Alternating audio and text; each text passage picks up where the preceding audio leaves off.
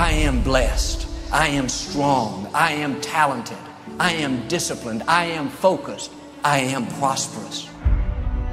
For the next 40 days, every morning you are to write 40 statements of I am. It will restore your work. Get up in the morning and invite good things into your life. I am love. I am beauty. I am peace. I am joy. I am power. I am worth. I am value. I am truth. I am light. I am wealth, health, whatever it is. I am. And write it as a noun, not as a verb. Not I am loving or I am lovable. I am love. I am power. Every day for 40 days. If you miss a day, go back and do it again. I am. The I ams that are coming out of your mouth will bring either success or failure. When you go through the day saying, I am blessed, blessings come looking for you. I am talented, talent comes looking for you.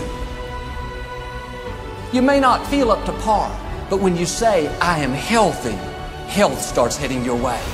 I am strong, strength starts tracking you down. You're inviting that into your life. That's why you have to be careful what follows the I am. All through the day, the power of I am is at work. You got to say no to the things that don't honor you, no to the things that don't bring you joy, no to the things that don't bring you peace, and you don't have to explain your no. You got to have 101 different ways to say no. Here's the principle. What follows the I am will always come looking for you.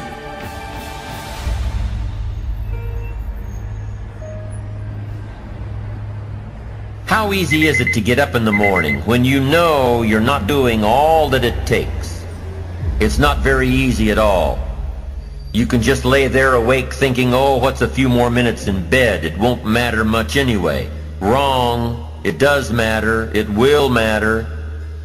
Now, how easy is it to get up in the morning when you're pouring it on, doing the best you can, anxious to get going, make progress toward your dreams? It's a whole different story. When you're resting to renew your reserves, it's much different than resting to avoid your day. When you're psyched up and excited for your life, when you're excited for what you plan to accomplish for the day, it's amazing you'll wake up before the alarm clock even tries to startle you awake. Your successes fuel your ambition. Your successes give you extra energy. Your successes pave the way for more successes. It's the snowball effect. With one success, you're excited to meet another, and another, and another. And pretty soon, the disciplines that were so difficult in the beginning, the disciplines that got you going, are now part of your philosophy. How do you know when you're successful? Do you have to be a millionaire? No.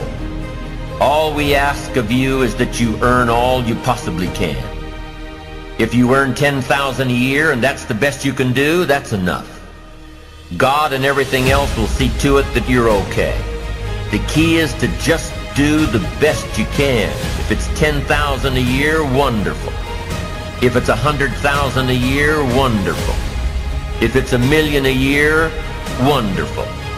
It doesn't matter $10,000 a year or $1 million a year. It doesn't matter as long as you've done the best you possibly can. Earn the most you possibly can. Be the most you possibly can. And here's why. The essence of life is growth. The essence of life is growth, to do the best you can. And here's what's interesting. Humans are the only life form that will do less than they possibly can. Humans are the only life form that will settle for less. Every other life form except human beings strive to its maximum capacity. How tall will a tree grow? Approximately. As tall as it possibly can. You never heard of a tree growing half as high as it could. No, trees don't grow half. Trees send their roots down as deep as possible, stretch their limbs up as high as possible. produce every leaf possible and every fruit possible. As a matter of fact, you never heard of a human physically growing half. We keep growing until we're done. Now that's a part of life we can't control. It's genetically coded. And that's probably why we keep growing till we're done. Because we can't control that part. It's the rest of our growing that we control. The growing of our minds, the expansion of our minds, that we can control. And that's what tends to get away from us. All life forms inherently strive to their max except human beings. Now, why wouldn't human beings strive to their maximum possibility? Here's why. Because we've been given the dignity of choice. It makes us different than alligators and trees and birds. The dignity of choice makes us different than all other life forms. And here's the choice. To become part of what we could be, enough to get by, or to become all that we can be. My best advice for you is to choose the all. Earn all you can, make all the friends you can, read as many books as you can, develop as many skills as you can, see as much as possible, do as much as possible, make as much fortune as possible, give as much of it away as possible. The max. There's no life like it. I'm telling you, once I got on track, I've never looked back. Pick up the challenge. Go for it. Take the best of the two easies. Take the route of it's easy to get ahead. It's easy to do all you can. It's easy to succeed. It's easy to have financial freedom. The more you do, the more you get. So the two primary benefits of positive reinforcement are, number one, to build good habits, and number two, to create more energy to fuel your ambitions, your desires, your achievements. How can you isolate what's working for you and what isn't? How can you make sure that you are reinforcing your positive disciplines? Well, if it isn't apparent, easy to see right away, if what you're doing is happening in such small increments that you're not sure if you're on track, then you need to be writing it down. You need to keep a journal anyway. But if you really aren't sure that what you're doing is making measurable progress, you need to keep a written record. You need to write down everything that may be relevant in your day.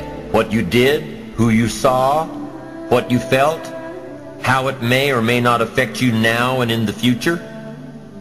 The best way to track your activities of the day is to write them down. The best way to track your activities of the week is to write them down. The best way to analyze your progress through the year is to have written it down. Why? So you can look back on it. Because by keeping a written record of your life, you will be more accountable. By putting into writing the action steps that you have planned, you will easily see what works and what doesn't. Most people just try to get through the day, never writing anything down, never keeping track of their progress along the way, never really knowing if they are doing all they can to reach their goals, to drive their ambition. But gifted people learn to get from the day. They don't let a day end without picking up some valuable experience, some emotional content, some idea that may positively affect their future. To get the most from a day, to learn the most from a day, you need to be able to reflect on the day. And how can you reflect on a day unless you record it in history?